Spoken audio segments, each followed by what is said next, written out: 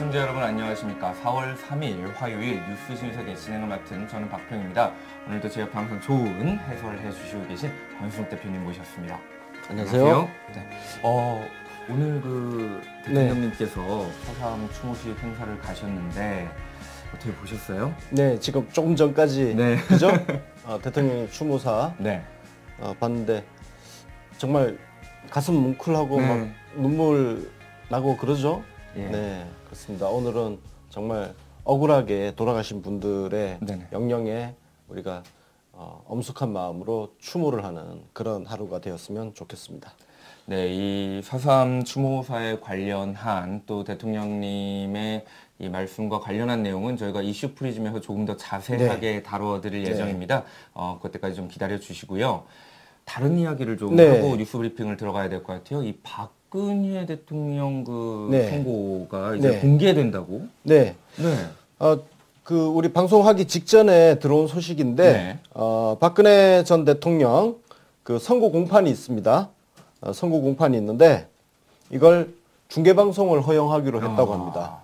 여러분 지난번에 이재용 삼성 부회장 재판 공개 안 했잖아요. 안 했죠. 네, 안 했는데 박근혜는 공개하기로 했다는 소식이고요. 네.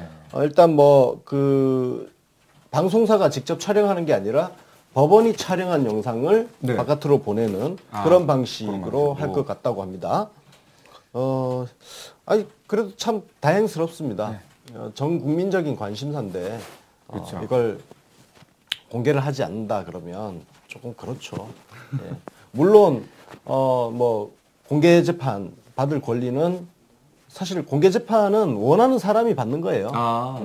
왜 공개 재판의 원칙이란 게 있냐면은 사람들이 보는 일종의 증인이 있어야 되는 거 아니에요. 억울한 사람이 없어야 된다는 것 때문에 근대 민주주의 국가에서는 공개 재판 원칙인데, 근데 중요한 건 당사자가 나는 공개를 원하지 않아. 그러면 공개를 안 하는 게 또 맞죠. 근데 박근혜는 단순히 사적인 인물이 아니라 국가의 공적인 역할을 하다가 대통령이라는 공적인 역할을 하다가 이렇게 감옥에 갔기 때문에 공개 재판하는 것이 합당하고 재판부가 충분히 그 지점을 반영을 한 것 같습니다. 해서 그래서 이제 관심이 있으신 분들 같은 경우에는 이제 공판을 이렇게 직접 보실 수 있으실 것 같습니다. 과연 어떤 선고가 내릴지도 궁금한데요. 일단 그 얘기는 이제 나중에 소식이 들어오는 대로 좀 더 자세하게 설명드릴 시간이 있을 것 같고요. 오늘의 이제 뉴스 브리핑으로 들어가기 전에 우리 고일석 편집국장님도 함께 해주셨습니다. 인사드릴게요. 안녕하세요. 안녕하세요. 안녕하세요. 혹시 추모사 추모기면식 혹시 보셨나요? 보는 길이다. 자, 그러면 오늘 뉴스 브리핑을 한번 시작을 해보도록 하겠습니다. 첫 번째 소식 전달해 드릴게요. 북한의 김영철 부위원장이죠? 취재 제안을 이례적으로 사과를 했습니다. 굉장히 평상시와 같지 않은 모습인 것 같은데, 평양에 열린 대한민국의 봄이 온다라는 공연이 연일 화제를 불러일으키고 있거든요. 김정은 국방위원장이 직접 관람한 것부터 굉장히 남북 화해 분위기가 커지고 있는 거 아니냐는 그런 평가도 있었는데요. 이 같은 평가에 더욱 힘을 실어주는 일이 바로 이 일이 아닐까 싶습니다. 김영철 북한 노동당 중앙위원회 부위원장이 우리 측 취재진에게 직접 사과를 했습니다. 기자분들 앞에서, 장관님 앞에서 제가 먼저 북측 당국을 대표해서 이런 일이 잘못됐다는 것을 사죄라고 할까 양해를 구한다, 이렇게 이야기를 했고요. 우리가 초청한 귀한 손님들인데 다시는 그런 일이 없도록 잘하겠다라고 직접 말했거든요. 정말 이례적인 일 아닌가요? 이게 참. 근데 이런 일이 사실 그렇게 많이 생길 수가 없었잖아요. 우리 남북 간에 이런 일이 있었나요? 그래서 이례적인 일이라기보다는 그냥 처음 낯선 풍경이죠. 낯선 풍경. 그러니까 우리가 북한하고 지금 9년 동안 서로 얼굴도 안 보고 살았던 관계인데 이게 이례적이라는 표현은 이제 늘상 있었던 일 속에서 다른 일이 생겼을 때 이례적인데, 그래서 이례적이진 않고 다만 사과를 한 거는 왠지 이런 측면이 있는 것 같아요. 우리나라 한국 기자들이 여기저기서 깽판을 잘 치잖아요. 중국 가서도 깽판 치다가 얻어맞고, 하여튼 지랄병들이 있는 것 같아. 기자가 무슨 대단한 벼슬로 생각하고 까부는 애들이 너무 많아서, 하여튼 그래서 이번에 뭐 보니까 기자들을 쉽게 해서 싹 가다 놓고, 예, 가다 놓고 행사장을 TV 화면으로 보게 했다는 거 아닙니까? 네. 북한이 기자 관리를 잘 하는 것 같아요. 우리나라도 앞으로 이렇게 해야 돼요. 애새끼들, 정말 말 안 들어요. 기자들 데리고 어디 다니는 게 보통 일이 아닙니다. 그러니까 유치원생들보다 더 안 돼요. 유치원생들은요, 참새, 짹짹 하면, 그냥 이렇게 선생님 잘 따라가. 그렇죠. 근데 이 새끼들은 진짜 말 더럽게 안 들어요. 그리고 적반하장식으로 오히려 그 인솔하는 사람들한테 막 나중에 뭐 자꾸 질서 통제하려고 하면은 통제한다고 지랄 떨고 하여튼. 아이, 개새끼들. 하여튼. 예. 그래서 저는 이 북한의 이번 방식을 우리가 벤치마킹 해가지고 이 새끼들을 좀 관리해야 된다. 예. 오히려. 유치원생보다 못한 새끼들인데, 이거. 그러니까 취재를 하더라도 어떤 기본적인 질서나 관리는 필요한데 그것조차도 잘 지키지 않는 모습을 보면서 오히려 북한처럼 이렇게 하는 필요도 있다. 그래서 또 김영철은 쉽게 얘기해서 이런 거예요. 한 대 때려놓고 아팠어? 예. 잘했어요. 예. 김영철 칭찬합니다, 진짜. 아유, 예.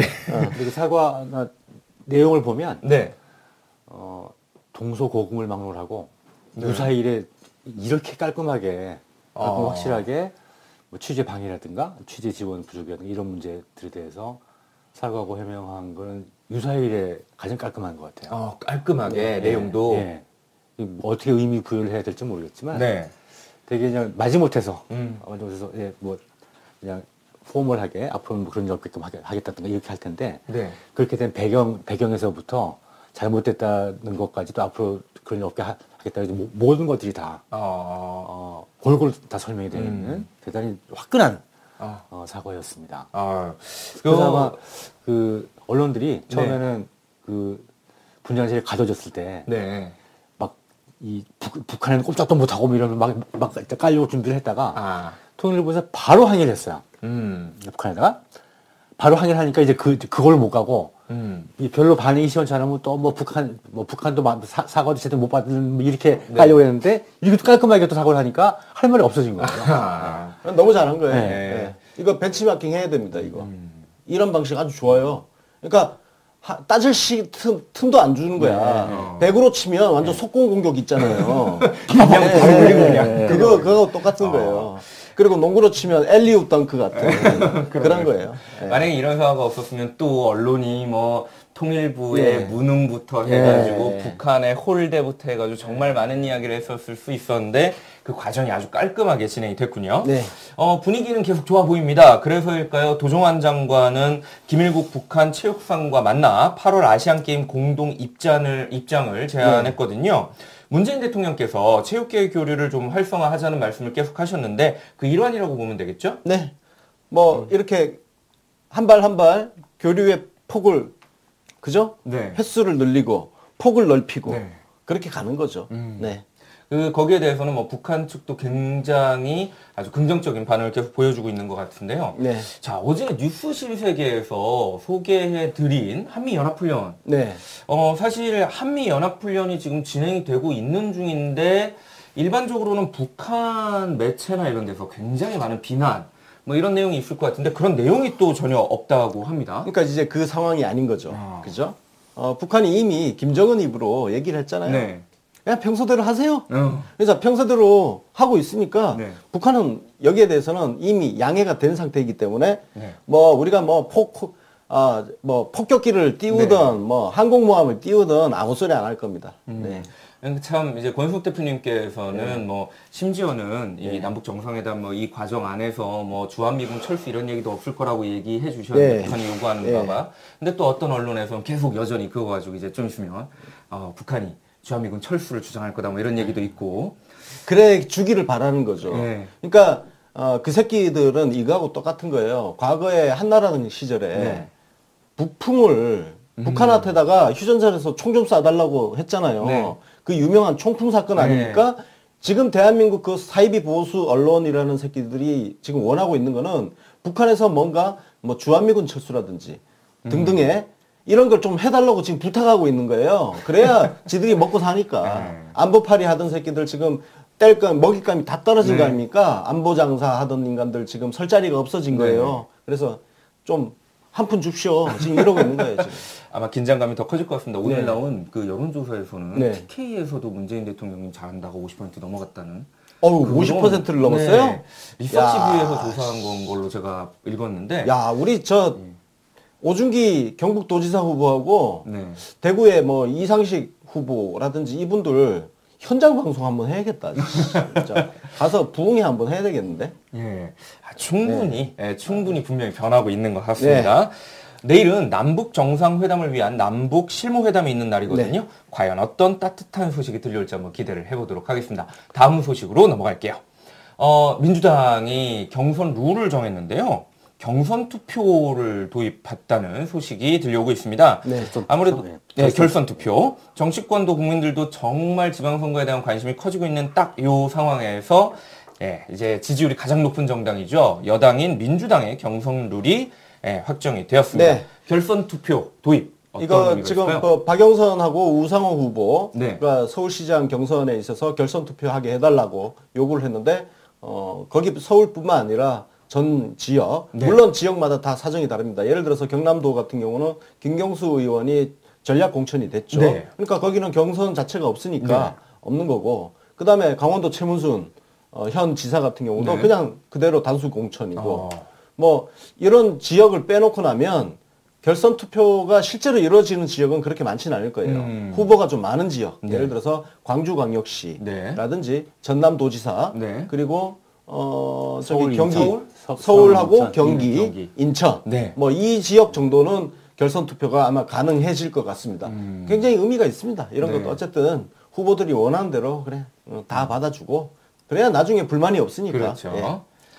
그다음에 이제 야당은 지금 뭐 경선이고 뭐고 꽂을 후보가 없는 상황이니까 그 상황에서 이제 후보가 조용하게 정해진 상태에서 민주당에서 경선부터 다음에 결선까지 이루어지게 되면 거의 민주당 주도로 후보 결정까지도 민주당 주도로 끌고 갈 수 있는 장점이 있죠.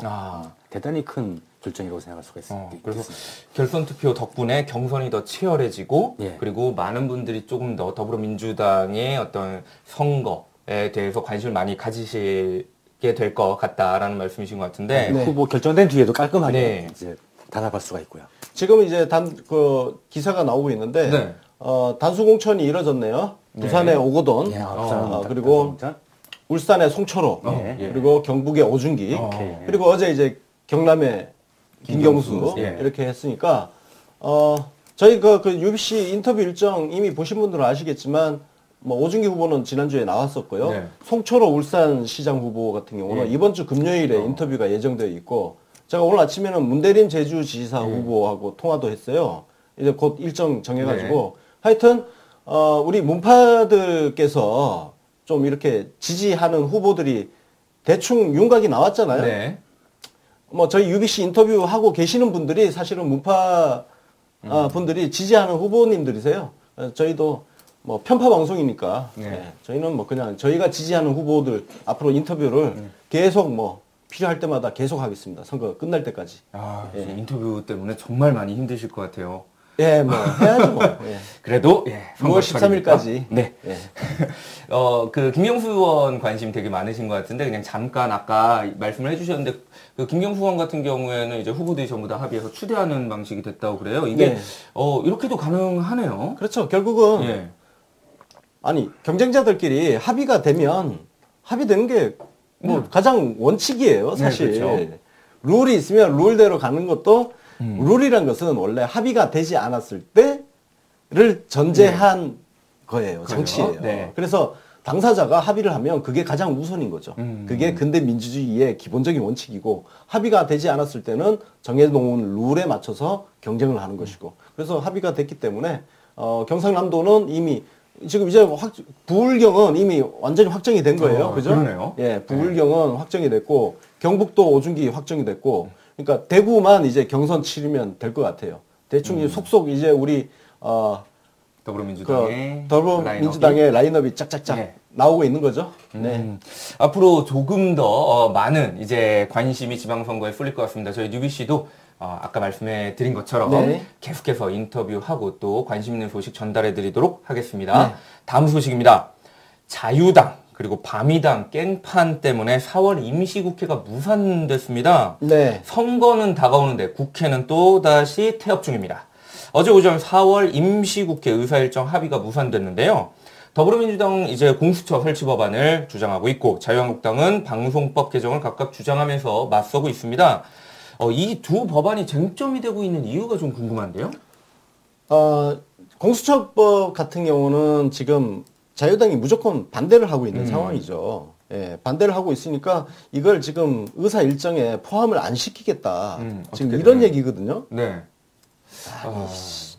이 새끼들 진짜 문호동 무임금 해야 돼 진짜. 방송법 같은 경우는 예. 방송법이 그 이사회, KBS하고 MBC 이사회를 여당과 야당에서 네. 추천해서 구성하게 돼 있죠. 그래서 KBS는 7대4, MBC는 6대3 이렇게 돼 있습니다. 네네. 이 방송문화진흥회. 근데 그거를 이제 지난 9년 동안에 워낙 전향을 하니까 방송계 내부하고 민주당에서 이사회 구성은 7대6 네. 정도로 해서 다수결이 필요한 사안은 여당 우위로 갈 수 있게 하고 단지 사장 임명에 네. 대해서는 3분의 2 이상 찬성이 가능하도록 하는 특별다수제를 도입하도록 해서 여야가 다 합의를 해야 사장이 임명될 수 있도록 하는 것을 지난 정권에서 계속 추진을 했었고 네. 그게 이제 더불어민주당 당론이었어요. 근데 대통령이 딱 당선되신 뒤에 이 재검토하라고 지시를 내렸습니다. 대통령께서. 왜냐하면 지금 방송개혁이 중요한데 네네. 양쪽이 다 동의받을 만한 인물이라면 무색무취한 인물일 거 아니냐. 그런 사람이 어떻게 방송개혁을 할 수 있겠냐.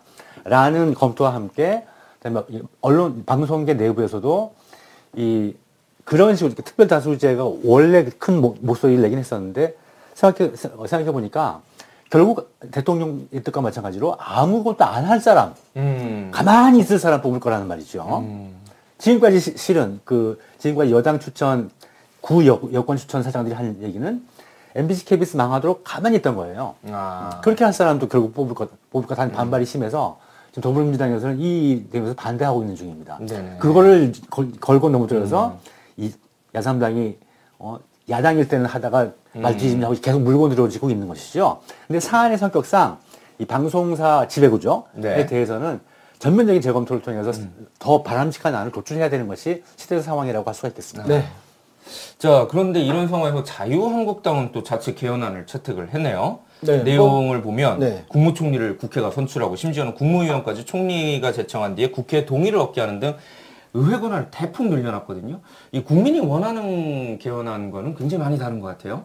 지금은 자유한국당 전략은 네. 그냥 최대한 깽판 치자. 아. 그리고 6월 국민투표를 무산시키자. 이게 목표예요. 네, 그래서 저 개헌안 자체는 아무 의미가 없습니다. 의미가 없다. 이미 민주당에서는 이렇게 얘기를 했잖아요. 대통령께서 발의한 그 헌법 개정안이 바로 민주당의 개헌안이다. 그래서 그리고 이 얘기를 했죠. 대통령 발의 개헌안을 만드는 과정에서 이미 민주당과 협의를 거쳤기 때문에 네네. 민주당은 별도의 개헌안이 없다. 어. 이 대목에서 새삼스럽게 우리가 자꾸 언론에 놀아나는 분들이 계셔서 제가 드리는 말씀인데 언론에서 민주당의 어떤 예전에 그 기사 기억나시죠? 이원 집정부제에 가까운 분권형 대통령제라고 민주당 아니라 나와가지고 네, 또 난리가 민주당 났어요. 또 막 욕하고 했던 그래서 제가 그거 아니라고 가짜 뉴스라고 말씀드리고 했던 게 그러니까 당정청 관계라는 게 따로 노는 게 아니에요. 이런 거 하나 만들 때는 물밑에서 그걸 어떻게 다 내놓고 이야기를 합니까? 물밑에서 조율을 해가면서 서로 보조를 맞춰가면서 이야기를 하는 거예요. 그리고 때로는 민주당이 약간 청와대와 다른 듯한 목소리도 내고 이게 네. 다 전략이라는 거예요. 전략. 왜냐면은 처음부터 당청이 똑같은 목소리를 내버리면 카드가 없잖아요. 네. 그러니까 당과 청이 뭔가 약간의 뉘앙스가 다른 이야기도 슬슬슬슬 흘려가면서 야당 진영을 교란해가면서 공격을 해가는 거거든요. 네. 그래서 이런 측면을 우리가 좀 감안을 해서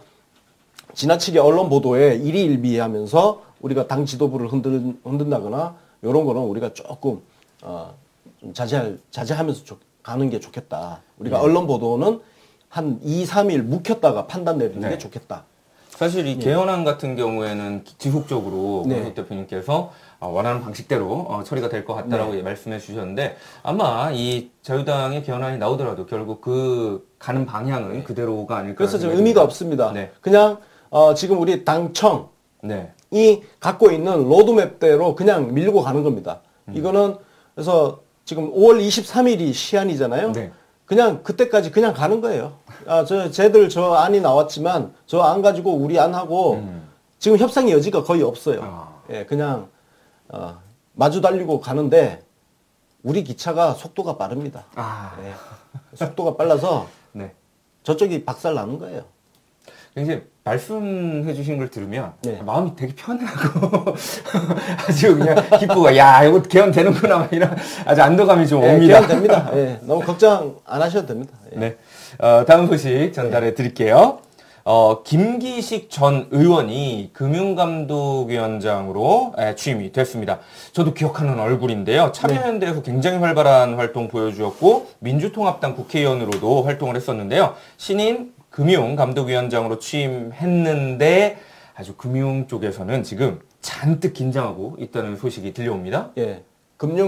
정정해야 될 게 금융감독위원장은 따로 있습니다. 최종구 금융감독위원장이 따로 있고 네. 금융감독원장입니다. 감독원장. 예. 금융감독위원회는 정부 기구입니다. 정부 부처고 금융감독원은 약간 그 민관, 반관 반민이라고 할 수 있는 약간 네네. 공기업 같은 조직인데요. 네네.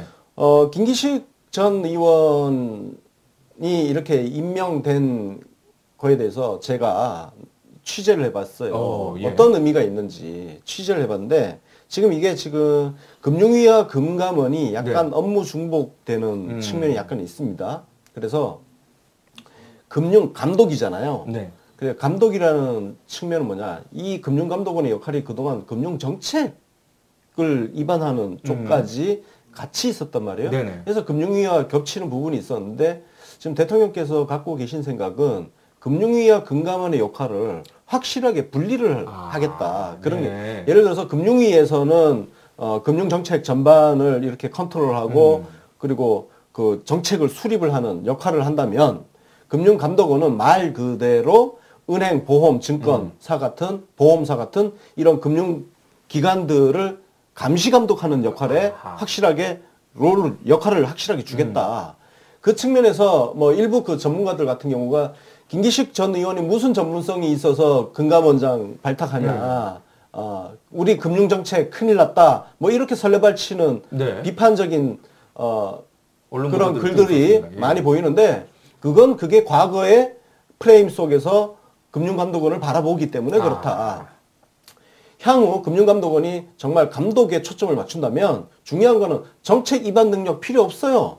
중요한 거는 금융위가 입안해놓은 정책을 잘 집행하는지 그리고 그 정책에 따라서 금융기관들이 잘 움직이는지 검사를 잘 하고 그걸 잘 하지 않을 때는 갖다 한 대 때리고 그 역할만 잘하면 된다. 그 측면에서는 그동안 참여연대 활동이라든지 국회 정무위 활동을 하면서 나름의 전문성을 키워온 김기식 전 의원이 금융감독원장을 하게 된다면 감시감독 역할은 오히려 더 잘하지 않을까. 예. 그렇게 바라본다면 큰 문제가 없다. 그 감시감독 역할을 지금까지 잘 못했죠. 지금 주로 관료 출신들이 은행 출신들이 했기 때문에 자기 식구들이 이제 관리감독했단 말이죠. 그러니까 관리감독이 부실해졌던 것을 김기식 제야 출신이라 가서 두드려 패러 들어간다고 생각하면 되겠습니다. 말씀해주신 걸 딱 들어보니까 명확하게 구분이 좀 되네요. 사실 김기식 그 금감원장이 취임하면서 뭐라고 그랬냐면 저승사자보다는 든든한 버시자 방패막이 조력자가 되겠다고 이렇게 밝혔는데 말씀해주신 걸 들어보니까 저승사자보다 더 무서울 것 같은데요? 그냥 립서비스 해준 거예요. 떨고 있으니까. 아니 떨고 있는데 나 저승사자 맞아 뭐 이러면 안 되잖아요. 나 너무 걱정하지 마. 나 너희들 버시야 친구야. 이거 여러분들 혹시 검찰 수사 받으러 가보신 분들 있나요? 검사들이 피의자 오면요 그런 식으로 너무 쫄지 마. 이렇게 하면서 하는 겁니다. 예. 갑자기 더 무서워지고 있습니다. 자, 문재인 정부의 저는 특징을 정말 일을 잘하신다는 걸로 보는데, 네. 김기식 금강영장도 일 잘한다는 평가를 네. 받기를 진심으로 기원하겠습니다. 자, 2020년에 자치경찰제가 시행된다는 다음 소식인데요. 네. 얼마 전 문무일 검찰총장의 공수처 수용 발언 소식을 전해드렸죠. 그때 권순욱 대표님께서 개인적으로는 자치경찰제에 좀 찬성하신다고 그렇게 말씀해 주셨는데, 대통령 소속 자치분과위원회가 자치경찰제 시행 계획을 발표했습니다. 올해 안에 자치경찰법을 마련하고요. 2020년부터는 17개 시도에서 자치경찰제를 전면 시행할 계획입니다. 자치경찰제가 시행이 되면 도대체 어떤 변화가 생기는 걸까요? 자, 경찰 인력의 네. 상당 부분은 우리 그 길거리에 있는 교통경찰 있잖아요. 네. 교통경찰이라든지 그다음에 방범 활동하는 네. 이런 민생과 관련된 네네. 그 경찰 같은 경우는 강력 범죄라든지 이런 수사 경찰하고는 업무가 조금 다르잖아요. 예, 그렇습니다. 그래서 제주도가 지금 자치경찰제를 시범 실시를 하고 있는데, 실제로 거기서는 우리 방범 활동이라든지 교통경찰은 수사 경찰하고 분리를 해놨습니다. 그래서 제주도지사 관할 하에서 그 자치경찰제를 운영하고 있는데, 네네. 이렇게 되면 일단 경찰이 이 중앙 집권화되어 있는 이 경찰이 분산이 되겠죠.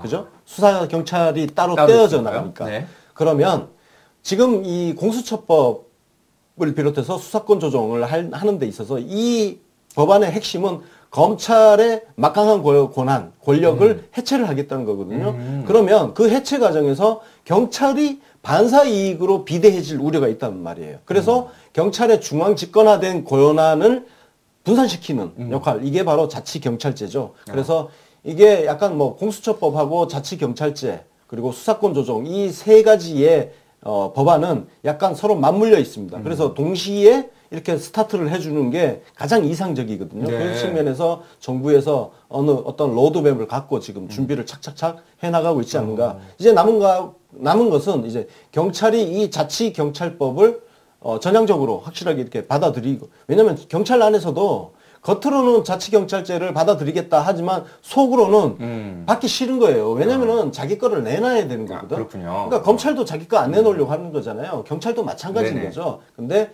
빨리 전향적으로 이럴 때 덥석 물어야 돼. 덥석 물어야 경찰의 수건인 수사권 조정 이걸 확실하게 얻어낼 수 있다. 여기서 만약에 머뭇거리면 수사권 조정, 경찰의 수건도 같이 흔들릴 수 있다. 그래서 내 살을 내놔야, 내 뼈를 내놔야 남의 살을 취할 수 있는 거예요. 예. 손에 잡은 걸 좀 그렇죠. 놔야 다시 집을 수 있겠네요. 특히나 더 원하던 걸 말이죠. 그러면 만약 이제 자치경찰제 요 말씀해 주신 거, 요 법안 같은 거 계속 이렇게 처리가 되고 로드맵대로 가고 있다라고 말씀해 주셨는데, 그러면 공수처는 확실히 현실화에 가까워오고 있는 게 분명한 거죠?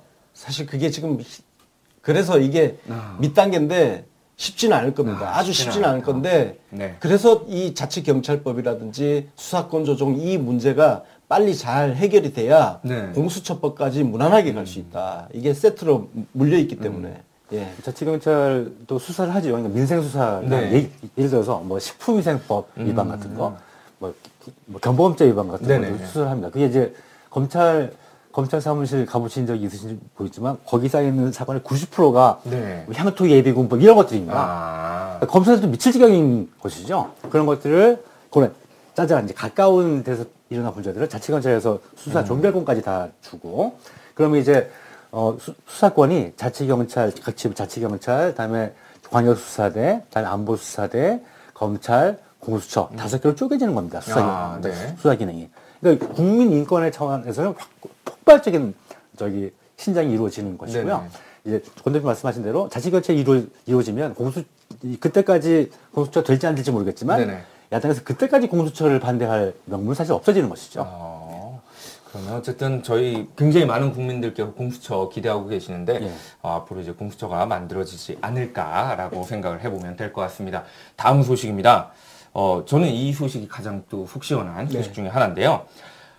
투기과열지구내 아파트 청약 당첨자를 전수조사하겠다고 합니다. 네. 이게 문재인 대통령님의 어떤 일처리 방식이 아닐까라고 생각을 하는데요. 저번에는 이제 부정취업과 관련하여 전 공공기관을 다 조사를 했었죠. 전수조사했었는데, 이번에는 이제 로또 청약이라고 불리는 투기과열지구내 모든 아파트 청약 당첨자를 전수조사하기로 했습니다.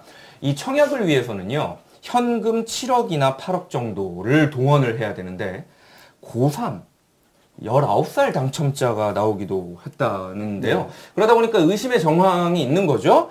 경찰, 국세청, 지자체가 총동원돼서 이 전수조사를 시작을 한다고 합니다. 투기를 멈추라는 좋은 시그널을 보내는 것 같은데요. 투자를 하는 거는 네. 뭐 어떻게 하겠어요? 사적 자치의 원칙이 통하는 자본주의 사회에서, 민주주의 사회에서 투자하는 거는 말릴 수 없는 거죠. 네. 중요한 건 그거를 다른 사람의 명의라든지, 지금 뭐 이 미성년자의 네. 문제가 나오는 것은 다른 사람 명의로 내 재산을 불리는 행위를 그렇죠. 하는 네. 거거든요. 사실상 자식이로 하지만 다른 사람이에요. 법적으로 엄연히. 그렇죠. 그죠? 그래서 이런 것들은 반칙이다. 그리고 이걸 막아내지 못하면, 그죠? 네. 막아내지 못하면 투기 과열을 그러니까요. 해소할 방법이 없는 거예요. 이거라도 잡아내면 적어도 100명이 들어갈 것. 예를 들어서 청약 신청이 100명 들어갈 거 1000명이 지금 들어갔다면 이 전수조사를 통해서 그걸 500명으로 줄이면 네. 어쨌든 과열은 해소가 되지 않겠습니까? 과열이 해소가 되면 당연히 가격이 내려가겠죠. 그래서 그 측면에서 이런 그 반칙 행위를 잡는다는 거고요. 그러니까 투자 자체를 지금 봉쇄하는 건 아니다. 그래서 요거 얘기하니까 강원랜드 조금 전에 말씀하셨지만 공공기관 취업 네. 그 전수조사하고 같은 맥락이죠. 네. 네, 뭐 이걸 대충 뭐 수박 겉핥기 하는 게 아니라 싹 다 저희망으로 훑어버리겠다. 여기에 뭐 예외 없다. 네. 우리가 일벌백계라는 말을 많이 쓰는데 일벌백계라는 말은 굉장히 안 좋은 표현입니다. 왜? 한 사람 조져가지고 다른 사람한테 공포심을 갖게 해서 네. 못하게 한다. 이 얘기인데 예를 들어서 이런 거를 일벌백계 해버리면 안 되잖아요. 그렇죠. 그죠? 전부 잡아내야죠. 다 잡아봐야 돼요. 네. 백벌백계 해야 되는 거예요. 그래서 네, 그 측면에서 강원랜드라든지 공공기관 취업 부정 그거하고 같은 맥락에 있다. 요거 얘기하니까 그거 생각나네. 강원랜드에서 지금 면직된 사람들이 뭐 시위를 한다, 집회한다 그러는데 그 참석하는 거는 내놓고 세상에다가 나는 부정한 방법으로 취업한 사람이에요. 내놓고 얼굴 까고 지금 하겠다는 건데 근데 해봐 이 새끼들아. 얼굴을 안 까고 또 마스크를 쓰고 그렇게 한다고요? 얼굴 까고 해. 이 새끼들 진짜. 맞습니다. 그 부정을 저질렀는데 그렇게 당당하게 시위할 수 있다는 건 좀 놀랍긴 합니다. 네. 어쨌든 이 문재인 정부 하에서는 쉽지 않을 것 같습니다. 꼼수라든지 아니면은 특혜라든지 아니면은 뭔가 잘못된 방식, 부정한 방법으로 뭔가 이득을 취하는 거 쉽지 않을 것 같습니다. 앞으로도 계속 정부가 그런 것을 잘 잡아내서 아주 정상적으로 돌려놓지 않을까라는 생각을 합니다. 네. 자, 오늘의 뉴스 브리핑이었습니다. 오늘의 이슈 프리즘은 제주 4.3 사건에 대한 이야기를 좀 해보려고 합니다. 권석 대표님께서 이렇게 전반적으로 준비를 해주셨어요. 네. 오늘 그 행사를 다 보고 오셨잖아요. 저도 아침 내내 그 다 봤는데 애국가 따라 부르고 뭐 그랬습니다. 실제로 부르셨습니다. 예. 따라 부르고 거기에 그 님이 오시는지라는 가곡도 나오잖아요. 물망초 꿈꾸는 제가 중학교 다닐 때 중학생 때 합창대회 나갔을 때 불렀던 노래입니다. 실제로요? 님이 오시는지 이 노래 정말 일단 뭐 가사 한번 봐야 되는데 소설가 현기영 선생님 또 나오셨잖아요. 이분이 그 순이 삼촌이라는 소설로 유명하신 분인데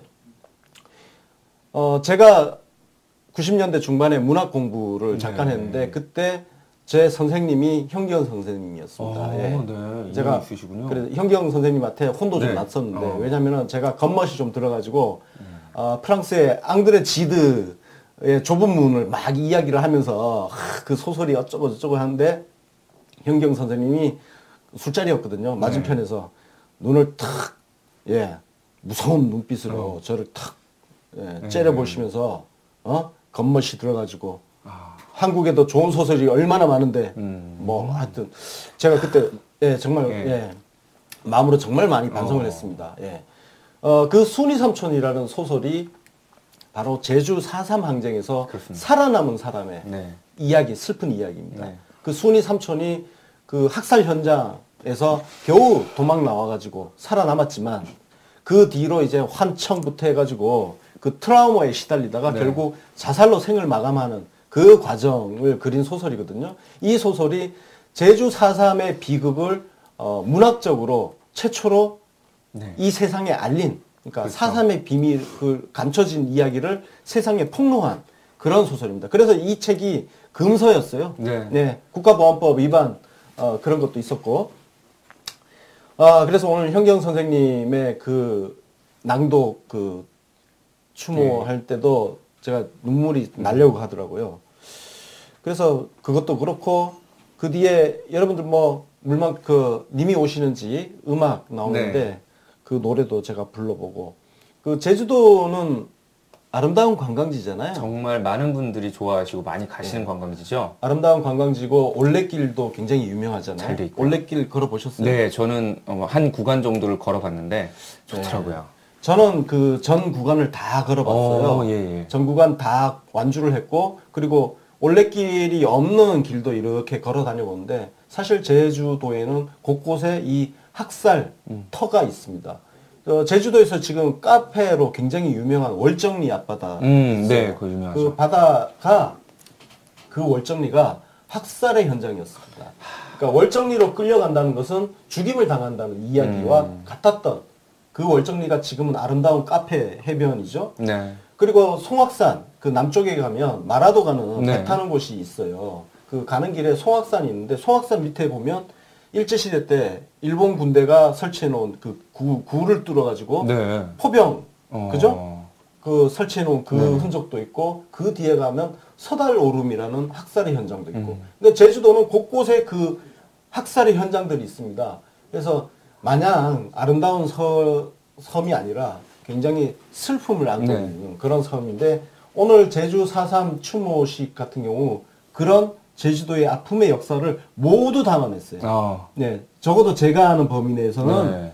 그 스토리를 모두 담아낸 추모식이었다.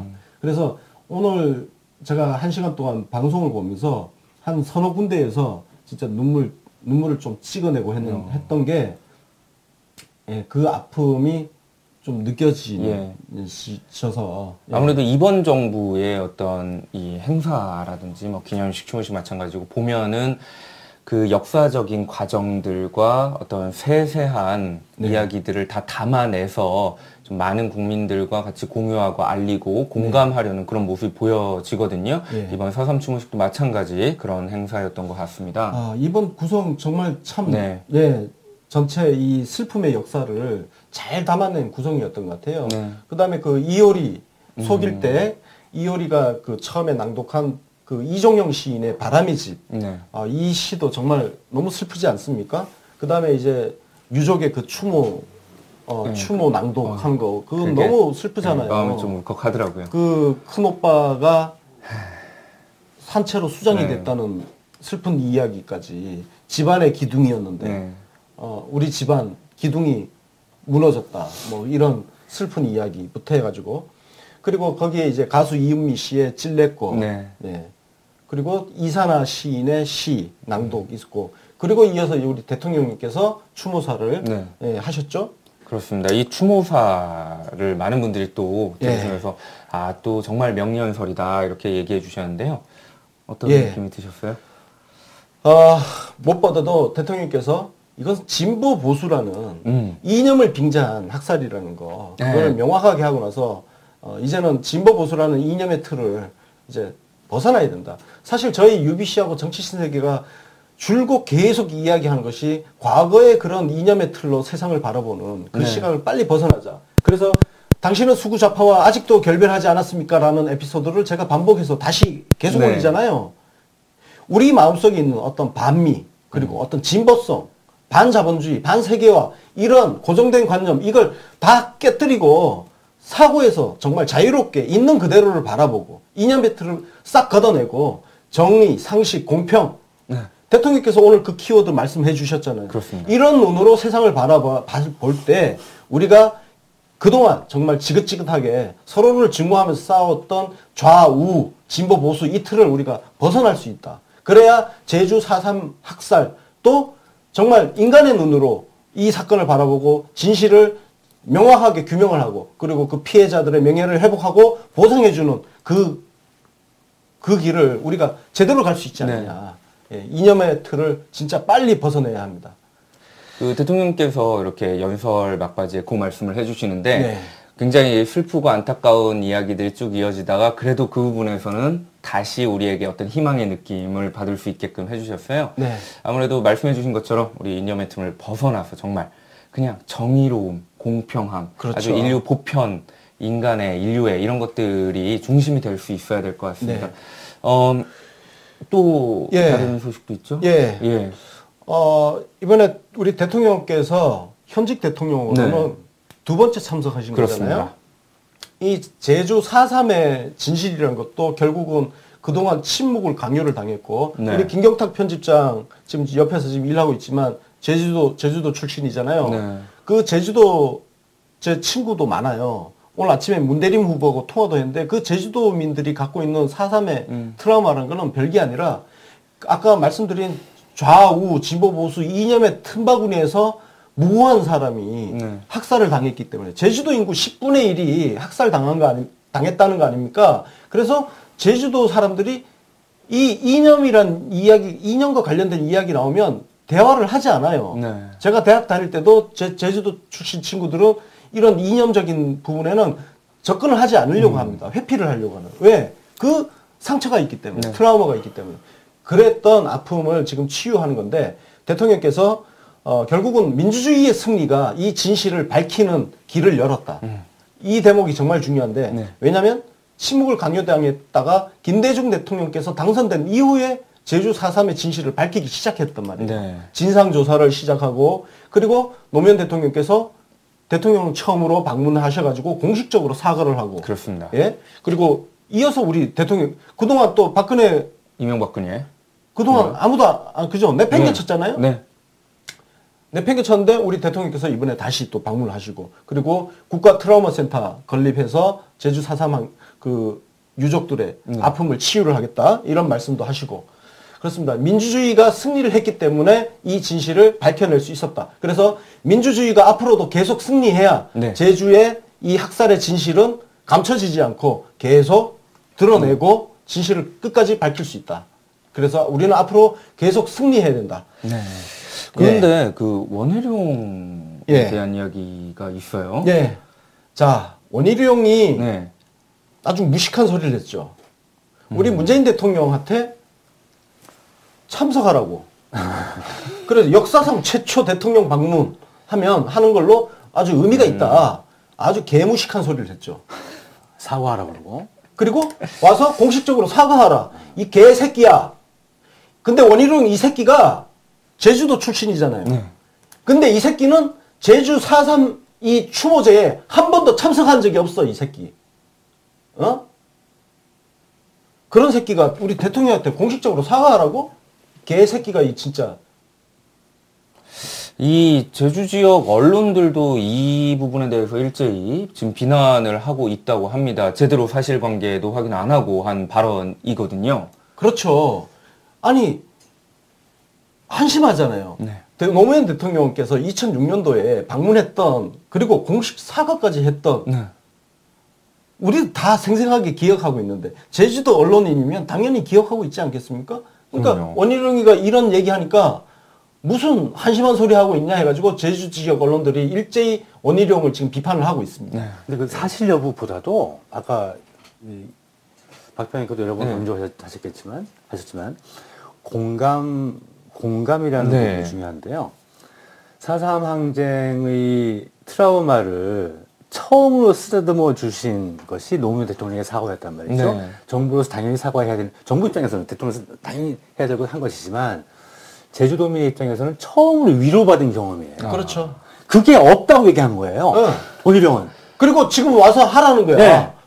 이 새끼 지도하지 않는 거를 우리 대통령이 안 그래도 지금 이미 이번 4.3 추모식에 참석하시겠다고 이미 몇 차례 약속을 말씀을 하셨어요. 근데 마치 지가 뭔데 이 개새끼가 와, 나 제주도민에게는 그 아픈 상처 뒤에 있는 가장 아름다운 추억일 수도 있는 그것을 이 인간이 없애버린 거예요. 지 맘대로. 실수가 뭐건 간에. 그게 화가 나죠. 개새끼 그렇죠. 망치로 네. 대가리를 부셔버리고 싶다 진짜. 정말 노무현 대통령께서 2006년 추모제에 직접 참석하셔서 공식적으로 사과를 하셨고요. 이 당시에 정말 언론 보도도 굉장히 많이 됐었습니다. 저도 막 언론 보도된 거 다 읽었고 기억이 나거든요. 그랬는데도 불구하고 원희룡은 이 기억을 스스로 못한 건지 지워버린 건지 관심 없었던 거죠. 네. 그러니까 자기 출신지 아닙니까? 네. 제주도가 낳은 뭐 최고의 수재, 응? 대학 학력고사 전국 수석 그 명성 가지고 지금 정치를 하고 있는 거 아닙니까? 근데 자기가 발 딛고선 그 제주도의 역사에 대해서 아무것도 모르잖아요. 그리고 그 제주도민이 갖고 있던 그 아픔의 역사에 대해서 한 번도 공감을 한 적이 없지 않습니까? 안 했잖아요. 네. 추모식 참석도 안 하고 나와는 상관없는 일처럼 했잖아요. 그랬던 놈이 심지어 노무현 대통령 방문했던 것도 지워버리고 문재인 대통령께서 공식 사과하라는 둥, 참석하시라는 둥. 야, 이 개새끼야. 이게 말할수록 진짜 이게 빡치는 게 이런 후한무치한 새끼가 이 세상에 어디 있습니까, 진짜. 이런 새끼가 제주도지사로 계속 있다는 거는 이 제주도민의 자존심 문제라고 저는 생각하고 이번 지방선거에서 반드시 낙선시켜야 할 대상으로 올려야 됩니다. 그래서 그렇습니다. 저는 문대림입니다. 네. 예. 실제로 뭐 특별법 폐지 서명도 하고 추모식도 참석 안 했다고 계속 이야기가 나오고 있거든요. 글쎄요, 심지어, 자, 보세요. 심지어 4.3 특별법 네. 폐지법에 서명을 했어요. 그러니까 말이죠. 이 법이 뭐냐면 한나라당 애들이 우리 민주당 쪽에서 만든 법안을 폐지시키려고. 네. 보세요. 정권 딱 바뀌자마자 2008년 1월 아닙니까? 네. 이제 정권 바뀌니까 제주 4.3 특별법을 폐지하겠다고 지금 저 법에 원희룡이 사인을 한 겁니다. 이런 새끼가. 이런 사람이 제주를 대표할 수 있을까요? 라는 생각이 듭니다. 기본적으로 자기가 위치하고 있는 지역에 대한 애정과 사랑, 관심이 반드시 필요한데 그런 게 결여돼 있다. 그런 인물이었다라고 보시면 될 것 같습니다. 뭐 한마디 더. 예. 저는요. 홍준표, 김진태 이런 애들한테 사실 원색적인 욕을 거의 안 합니다. 네. 원래 그런 인간이고 오히려 본색을 확실하게 드러내잖아요. 네. 그래서 저 새끼들은 저런 새끼들이구나 하고 받아들이는데 원희룡, 남경필 뭐 이딴 인간들, 유승민 네. 이런 인간들 보면 진짜 화가 나는 게 사람들을 속여요. 교원 영색이라고 하잖아요. 겉으로 좋은 표정으로 반듯한 말로 반듯한 태도로 그러나 이 새끼들이 하는 말 속에는 김진태보다 더한 독이 들어있다고. 왜 그러냐? 사람을 속이기 때문에 그렇습니다. 세상을 속이기 때문에. 이 악마들을 퇴치해야 됩니다. 네. 그런 말씀해 주신 부분들 우리가 또 잘 기억을 하고 또 알리고 그래서 국민의 어떤 힘이 있잖아요. 네. 투표라는 그걸로 분명히 처벌을 해야 되지 않을까라는 생각을 합니다. 오늘의 이슈 프리즘이었습니다. 오늘의 언론 해보실 시간입니다. 요즘 굉장히 많은 분들이 조중동에 대해서 예전 같지 않은데? 라는 그렇게 이야기를 해주시는 분들이 많이 계십니다. 참여정부 때랑 비교하면 조중동의 힘이 정말 요즘에는 뭐 맥을 못 추는 것 같다라는 평가까지도 있거든요. 그런데 또 따지고 보면 그렇다고 공격을 안 하냐? 공세가 없냐? 또 그런 것도 아니거든요. 예, 더 하면 될지 덜 하지 않습니다. 예. 근데 왜 어째서 이런 인식이 생겨나는 걸까요? 계량적으로 비교하기는 어렵지만 네. 분명히 그러니까 이 횟수나 강도는 참여정부보다 더 하면 될지 덜 하진 않고요. 더군다나 종편까지 가세를 하고 있고요. 그런데도 대통령 지지율이 거의 끄떡없는 그렇죠. 편이죠. 한번 지난주에 한국갤럽이 역대 대통령 1년차 지지율, 그러니까 4분기 지지율을 비교한 적이 있습니다. 문재인 대통령이 가장 높고요. 그 다음에 김대중 대통령, 그 다음에 김영삼 대통령 순인데요. 김영삼 대통령과 김대중 대통령은 김영삼 대통령은 취임하자마자 뭐 금융실명제에다가 뭐 저기 하나의 특별에다가 또 뭐 저기 공직자 재산 공개를 해서 네. 거의 지지율이 90%까지 올라갈 그렇습니다. 때였어요. 그때 그러다가 싹 내려갈 그때였고 김대중 대통령은 IMF 직후니까 네. 국가적인 어떤 그 합의가 이루어져 있던 상태죠. 그래서 공격이 없었던 건 아니지만 언론 환경이 좋았을 때입니다. 네. 그런데 문재인 대통령은 이 22%까지 떨어진 노무현 대통령 때의 필적한 공격을 맡고 있는데도 네. 70% 선에 예. 지지율을 계속 유지하고 있는 것이죠. 이 여러 가지 가장 중요한 것은 대통령께서 일을 잘하기 때문에 그런 것이 가장 네. 크겠지만 조중동의 위력이 그 점 같지 않은 것이 중요한 요인 중에 하나라고 분명히 할 수가 있겠습니다. 예, 보면은 진짜 언론이 지금 문재인 정부가 일하는 거를 그대로만 보도해 줬어도 네. 뭐 저는 진짜 어마어마한 수치가 나올 거라고 생각을 하거든요. 한 뭐 200% 뭐 이렇게 정말. 나오고 싶은데요. 예. 그런데도 어쨌든 지금 70%를 유지해 나가고 계시니까 정말 대단한 건데. 네.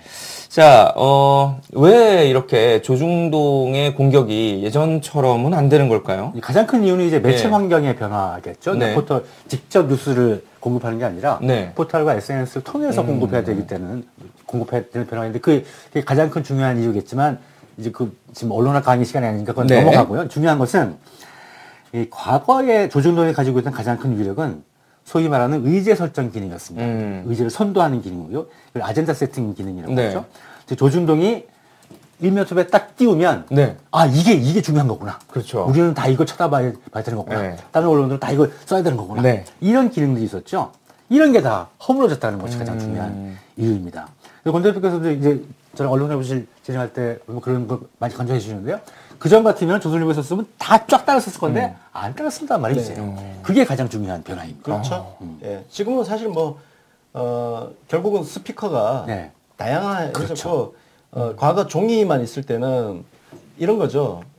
조선일보가 예를 들어서 300만 부다 그러면 300만 명이 떠드는 이야기 주제, 화제가 되고 있는데 다른 언론에서 다른 기사를 쓰면 이야기 주제를 소재를 못 주잖아요. 그러니까 조선일보를 따라갈 수밖에 없었어요. 왜?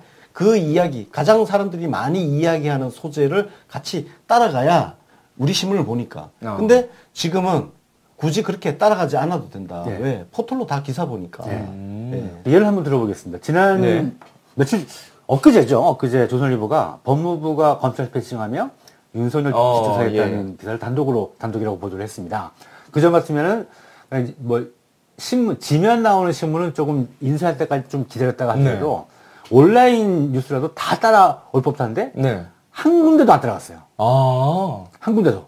그리고 바로 이 법무부가 사실무근이라고 이제 해명을 했습니다. 그러면 만약에 이 조선일보 보도가 좀 신빙성이 있다. 법무부가 해명을 했지만 실제 글을 쓸 가능성도 있다라는 의심이 들어갔으면 법무부 해명을 엮어서 쭉 보도를 했을 겁니다. 근데 그 법무부 해명이랑 엮어서 보도한 것도 5개 매체밖에 안 돼요. 서울신문, 뉴스토마토, 뷰스뉴스, 중앙일보, 뉴시스 이렇게 5개 말고 다른 데는 아예 보도를 안 했어요. 중앙일보는 여기도 들어가 있네요. 네. 무슨 말이냐면 조선일보 기사를 이제 안 믿는다는 거예요. 법무부가 아니라면 아니라고 생각하는 거예요. 사실 이 기사 처음 떴을 때는 막 화제가 될 것처럼 그랬는데 정작 그 이후에 후속 보도도 없고 그래서 그게 중요한 거죠. 이런 거 터뜨릴 때는 2차, 3차 준비해 놓고 당사자의 반응을 보고 그 다음 후속 보도를 내보내. 미리 이런 거 진짜 레퍼런스 준비했다가 근데 없잖아요. 그냥 구라친 거라는 거예요. 그리고 원래 상급기관에서 감사라는 걸 하잖아요. 기본적으로 그 공직자들은 항상 감시를 받습니다. 그러니까 저런 보도는 사실 누구를 겨냥해서든 쓸 수 있어요. 예를 들어서 법무부에서 문무일 검찰총장 뒷조사를 하고 있다. 이것도 그냥 갈길 수 있습니다. 갈길 수 있어요. 그냥 쓸 수 있습니다. 자연적으로 하는 거기 때문에. 그러니까 표현이 다른 거죠. 예를 들어서 이게 뒷조사냐, 공식적인 어떤 감사, 그러니까 항상 공직기강이라는 게 있잖아요. 공직기강 시스템이 있어요. 그래서 공직자들 같은 경우는 뭐 골프장이라든지 술집이라든지 이런 거 가면요, 이런 것도 정보 포착이 되면 다 체크해놓고 당사자한테 다 연락 보냅니다. 그러니까 이걸 또 저런 식으로 조선일보처럼 프레임 딱 묶어서 쓰면 또 그럴싸하게 보이잖아요. 근데 아무것도 아니란 거예요. 그걸 이제 다른 매체들도 그 의식하고 안 따라간다는 네네. 거죠. 그전에는 조중동이 사실 단독 기사나 특종 같은 것 이런 걸 통해서 언론을 주름잡았습니다. 네네. 그래서 대단한 정보를 이러면서 막 한 번 특종 뜨면 부들부들 떨고 네네. 뭐 이러기도 했었죠. 예를 들면 이런 겁니다. 뭐죠? 그렇죠. 최동욱 검찰총장 보도 혼의 아들 숨겼던 네. 거. 이런 거 한 번 뜨면 무시무시합니다. 이거 최동욱 총장 찍어내려고 네. 그렇죠. 작업했던 거 아닙니까? 그러니까 이런 거 보면 그 경위나 진위를 떠나서 조선일보가 두려워지죠. 조중동이 항상 이런 식이었죠. 또 하나 보겠습니다. 바로 노무현 정부 인수위원회 인사부조입니다. 이 기사는 많이들 기억하실 텐데요. 네. 많은 지지자들로 하여금 충격과 실망과 배신감과 자존심에 큰 상처를 입었던 그런 보도입니다. 이게 이 정도 내려면 대통령 당선자 아주 측근들이 아니고서 알 수 없는 내용인데. 자, 이건 오디오 듣는 분들을 위해서 설명을 드려야 되는 게 노무현 대통령께서 당선되신 이후에 초대 비서실장을 네. 선임을 했는데 거기에 문희상 네. 의원이 내정이 됐어요. 근데 이걸 조선일보가 단독으로 기사를 내보낸 겁니다.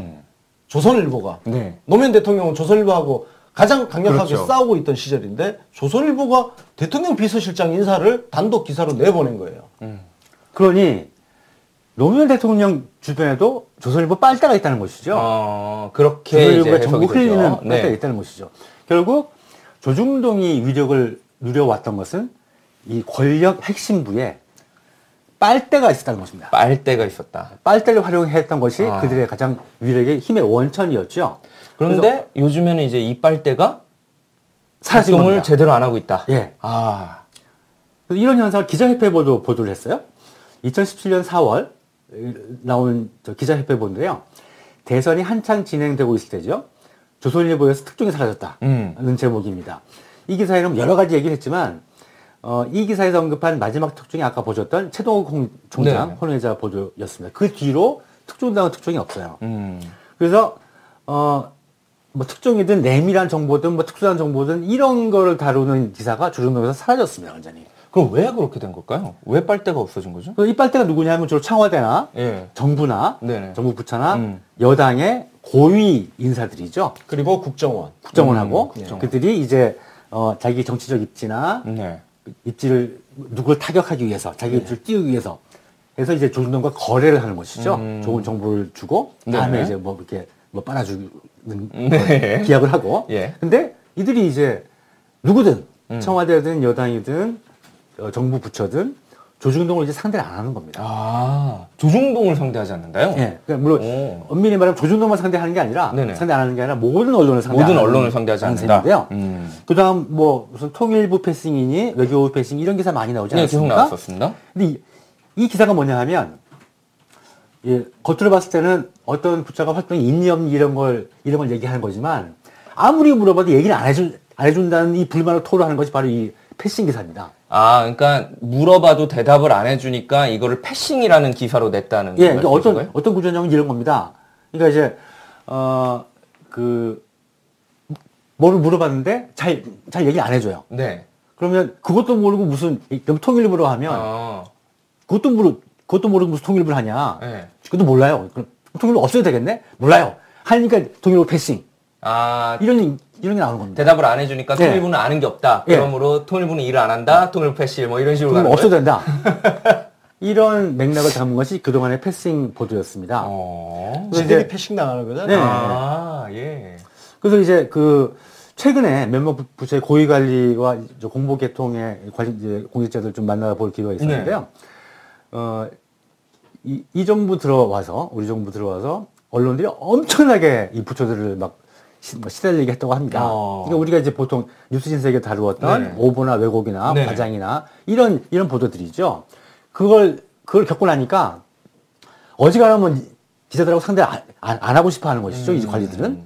그다음에 몇몇 장관들은 명시적으로 모든 언론 접촉은 공보개통 올리, 공보개통으로 네. 참고를 단위화하고 공보개통 이외로 기자를 접촉할 일이 생기거나 접촉한 일이 발생하면 보고해라. 그러니까 그런 보고 제일 싫어하지 않습니까? 예, 공무원들. 그러니까 아예 접촉을 안 하는 겁니다. 아예. 전화하면 끊어버려요. 네. 지금 정말 잘 돼 있는 게 네. 이게 사실 이것도 결국 우리 노무현 대통령님의 유산입니다. 그렇죠. 노무현 대통령이 정말 그 지지율 다 까먹고 참 온 사방에서 물어뜯기고 욕먹으면서 만들어 놓은 그 철학이 지금 이제 관통이 되고 있는 건데, 그러니까 아까 그 누굽니까? 문희상 내정 그 기사 나갔을 때 노무현 대통령이 진짜 엄청나게 화를 내셨다는 거거든요. 진짜 야 이 새끼들아 라는 표현까지 썼다고 해요. 야 이 새끼들아. 가슴도 아프죠. 나는 지금 조중동하고 싸우고 있는데 니들은 그놈들이랑 지금 뒤에서 술 처먹고 밥 처먹고 정보 흘리고 그러고 있냐? 이렇게 엄청 화를 내셨다는 거거든요. 그 이후로 그 기자들 접촉하는 거에 대해서 굉장히 엄격하게 금지하고 그리고 보고를 하게 했어요. 실제로 지금 공무원들은요, 외부인들하고 밥을 먹잖아요. 그리고 특히 이제 법인카드 같은 게 있어요. 공무원들도. 그걸 사용했을 때는 언제 어디서 누구와 밥을 먹었는지를 다 보고를 해야 됩니다. 예, 보고를 해야 돼요. 만약에 그걸 하기 싫으면 자기 사적인 비용을 써야 돼. 근데 어느 공무원이 자기 돈 써가면서 굳이 기자를 만나고 하겠습니까? 그렇잖아요. 그러니까 공식적으로 이제 법인카드를 쓰려면 어느 언론사 누구를 만났는지를 다 보고를 해야 되기 때문에 굳이 이제 안 만나는 거죠. 얘기를 하자면 진짜 이 구린 얘기 진짜 많은데요. 그런 것들이 싹 사라지고 있는 겁니다. 그래서 정부 부처뿐만이 아니라 여당도 마찬가지입니다. 그전에 보면 무슨 여당 중진 뭐 이런 식의 그놈의 여당 중진 뭐 누군지도 모르는 그런 보도가 거의 줄을 잇다시피 했었는데 요즘 그게 싹 사라졌습니다. 예를 들어서 한번 보겠습니다. 중앙일보 한번 볼게요. 이 안희정 낙마와 민주당 위기의 본질이라는 칼럼인데요. 이 그 유명한 강찬호의 이 칼럼의 내용은 뭐냐면 뭐 여당 중진 이런 것도 없고요. 안희정 지사가 낙마하기 전에도 친문 주류의 견제를 심하게 받았다. 그래서 송파을 출마도 여의치 않았고 견제가 심해서 그다음에 당 대표 출마 계획도 여의치 않고 그래서 좌절하고 있던 중이었다.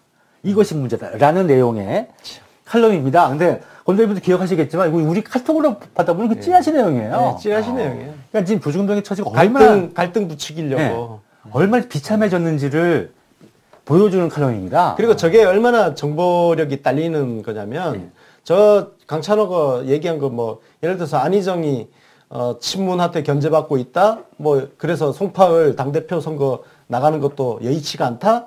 이게 다 개소설인 게 오히려 말입니다. 그 반대의 이야기를 저는 더 많이 들었어요. 그렇죠. 뭐냐면은 청와대에서 안희정을 밀고 있다. 그래서 청와대가 차기 국무총리 노리고 있다. 그리고 뭐 친문이라고 하는 뭐 복심을 가진 국회의원들이 안희정을 밀고 있다.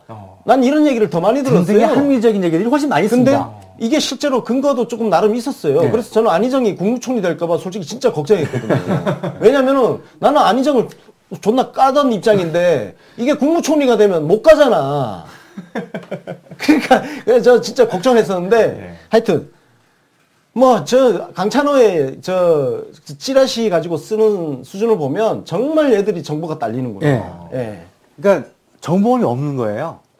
지금 이 얘기를 들으면 그 주중동이 찌라시 보고 쓸 때 우리 뉴비씨 빨대가 조금 더 권숙 대표님 빨대가 제 빨대가 뭐 더 낫죠. 그렇죠. 그러니까 이제 이런 겁니다. 이 중앙언론지에서 찌라시를 인용할 때도 있어요. 근데 그것은 찌라시라는 걸 밝히고 허황되거나 혹은 그렇게 허황되다고만은 볼 수 없다라는 식으로 할 때 찌라시 내용을 인용합니다. 근데 찌라시 내용을 찌라시로 밝히지도 않고 마치 자기가 뭐 들은 정보 인양 쓰는 것은 자기가 찌라시 말고는 접할 수 있는 정보가 더 이상 없다는 것을 고백하는 겁니다. 대단히 비참한 칼럼입니다. 이게 지난 3월 9일자 칼럼인데요. 이야, 이 조중동의 그 어떤 이슈 선정도 마찬가지고 그런 것이 약해지는 가장 큰 이유 중에 하나가 빨대가 없다. 빨대가 없어진 겁니다. 그리고 지금 그 빨대가 사라진 이유 중에 하나가 뭐냐면은 지금 저 빨대 짓을 하는 거는 일종의 이제는 반란 세력이 되는 거예요. 자기가 지금 이 분위기에 누가 반란 세력에 서겠어요. 그럼요. 지지율 높고, 그죠? 강력한 지지층도 거느리고 있고, 이 상황에서 대통령한테 반기 드는 빨대 노릇을 한다고? 그건 미친 짓이지. 자기 인생을 포기하겠다는 거잖아요. 앞으로, 그리고 아닌 말로 자유당, 야당들 지금 하는 짓거리 보면 저 새끼들이 정권을 되찾아갈 가능성도 별로 안 보이는 상황에서 왜 자기 인생을 조중동 빨대 노릇에다가 갖다 바쳐요. 인생 좆대는데. 여러 가지 구조가 있습니다만 이런 거거든요. 이제 공무원들이 그러니까 이제 상벌 관계가 있습니다. 네. 이러면서 조중동 기자한테 정보를 흘려주면 나중에 인사에 유리해질 수가 있습니다. 왜냐하면 조중동 기자들이 기관장에 영향을 미치거든요. 그전에는. 네. 그러니까 뭐, 무슨 과장님 진짜 잘한다. 잘하시던데. 이런 얘기 한번 해주면 쫙 올라가는 겁니다. 그걸 노리고 계속 좋은 정보를 내보는 게 있고, 그 다음에 좋은 정보를 내보내지 않으면 자기 국이나 과가 깨지는 겁니다. 나중에. 그래서 보험 삼아서 좋은 정보 흘려주는 게 있죠. 그런데 지금 이번 정부 들어와서 보니까 이렇게 난리를 치는데도 대통령 지지율이 끝도 없으니까 공무원들도 자신감이 생기는 거죠. 이 새끼는 밑보이든지 밑보도 해코지 될 거 없고, 잘해줘봐야 돌 될 거 없다. 이 새끼는 족도 아니다. 족밥이다. 라고 느끼게 된 겁니다. 국회의원도 마찬가지인 거예요. 아까 이제 그런 식으로 흘리면 반란군이 된다고 했지만 실제로 그렇습니다. 저번에 기억하시겠지만 여기는 너무 내용이 많아서 인용은 안 했지만 조선일보에서 뭐 중진하면서 지금 저기 온라인에서만 지역권이라고 하면 다 험다 이런다. 개혁 필요증이 적폐 필요 이런다. 이런 얘기를 누가 했다가 난리 나지 않습니까? 그 뒤로 싹 없어졌어요. 모 중진에 위한 인용할 기사가 해봐야 좋은 게 없거든. 이제는. 그러니까 이제 결과적으로 조중동이 가진 힘이 약해지는 것이 또 더더욱 빨대를 줄이고 그게 또 조중동의 힘을 또 약화시키고 그러니까 굉장히 선순환이 일어나고 있네요. 우리가 볼 땐 선순환이고 그러려고 볼 때는 악순환이 지금 벌어지고 있는 것이죠. 이게 참 저는 이 모든 게 노무현 대통령께서 뿌려놓은 씨앗이라는 거예요. 노무현 대통령께서 대언론 문제뿐만 아니라 다양한 분야에서 특히 재임 기간 동안 젊은 사무관들 당시에 30대, 40대 젊은 사무관들을 많이 만나셨단 말이에요. 만나면서 그런 자기 직업 공무원으로서의 자부심이라든지 이런 걸 많이 격려를 해주고 하셨거든요. 그래서 지난 9년이라는 세월이 있었지만 이제 그걸 건너뛰고 새로운 정부가 들어서고 그래서 그 사람들이 이제 각 부처에 좀 중추가 된 거예요. 그죠? 이제 막 국장도 되고, 이제 고위 공무원도 되고 중추가 되었기 때문에 이제는 좀 자신감을 가지고 그때 노무현 대통령께 세례받았던 그 철학을 이제는 자신감 있게 펼쳐나갈 수 있다. 그때 제 기억에는 노무현 대통령이 공무원을 참 사랑하는 대통령이라는 느낌을 많이 받았습니다. 그 얘기는 여러 가지 측면에서 이제 해석될 수가 있겠지만 일단은 부하를 믿고 사랑하는 보스라는 것이죠. 그렇습니다. 언론 관계도 마찬가지입니다. 내가 만약에 언론과 무슨 충돌이 생겨서 깨진 한이 있더라도 내 보스가 믿어주면 난 얼마든지 싸울 수 있는 거예요. 근데 그전 같으면은 언론에서 깨지면 잘려버리거든. 지금 그렇지 않다는 거예요. 그러니까 참여정부 때부터 이어오던 공무원에 대한 신뢰를 공무원들이 느끼고 있는 겁니다. 그래서 이제 우리 문재인 대통령께서도 같은 철학을 갖고 계시기 때문에 우리가 공공오솔이라 그러잖아요. 우리 대통령이 정부 부처 막 업무 보고 받으려고 각 부처 갈 때마다 정말 공무원들이 환호를 하잖아요. 너무 무슨 팬클럽 아이돌 온 것처럼. 근데 이게 그냥 어느 날 갑자기 생겨난 게 아니라 노무현 대통령 때부터 뿌려놓은 그 씨앗이 열매를 맺고 있는 것이다. 가장 큰 채찍은 신뢰다. 라는 걸 제가 늘 느끼고 있습니다. 그래서 어느 날 갑자기 갑툭튀처럼 나오는 것은 존재하지 않습니다. 다 원인과 결과가 있는 것이죠. 그래서 언론이 툭하면 패싱 하는데 쭉 살펴봤듯이 결국은 지금 언론이 패싱 당하고 있는 겁니다. 이게 굉장히 언론의 부실은 할 때마다 좀 끝날 때 기분 나쁘게 끝났는데 오늘은 굉장히 기분 좋게 언론의 부실을 마무리할 수 있을 것 같습니다. 이상 언론의 부실이었습니다. 칭찬합시다 시간입니다. 오늘 칭찬합시다는 검찰과거사위원회입니다. 검찰과거사위원회는 과거 인권 침해 및 검찰권 남용 의혹이 있는 5건의 사건을 2차 사전조사 대상으로 권고했는데요. 2차 사전조사 대상 사건 중 개별 조사 사건은 춘천 강간 살해 사건, 낙동강변 2인조 살인 사건, KBS 정현주 배임 사건, 장재현 리스트 사건, 그 다음에 용산 지역 철거 사건 등입니다. 이 5건이 선정이 됐는데 사실 아직 이제 조사하자 이제 선정됐을 뿐인데요. 조사가 좀 제대로 돼서 억울함이 없는 진실이 밝혀지기를 바라는 마음에서 칭찬합시다로 선정을 하였습니다. 네. 조금 더 해주실 말씀 있으신가요? 예. 오늘 하루는 4.3 제주 학살의 슬픔을 조금 생각을 하면서 원희룡이라는 인간을 좀 집중적으로 SNS에서 타격을 좀 했으면 좋겠습니다. 네. 예. 그런 기회주의자 새끼들은 정치판에서 몰아내야 됩니다. 네. 네. 고일석 편집부장님도 혹시? 예, 미투. 아, 예. 지금 그 원희룡의 허상에 대해서 네. 실체를 까발릴 수 있는 좋은 기회라고 생각을 합니다. 네. 권 대표 말씀하신 대로 오늘 집중적으로 이 원희룡의 실체에 대해서 전파하는 그런 기회가 되었으면 좋겠습니다. 네. 오늘 저희가 준비한 소식은 여기까지입니다. 지금까지 시청해주신 분들께 진심으로 감사드리고요. 저희는 내일 또 좋은 소식으로 돌아오도록 하겠습니다. 지금까지 뉴스 신세계였습니다. 감사합니다. 고맙습니다.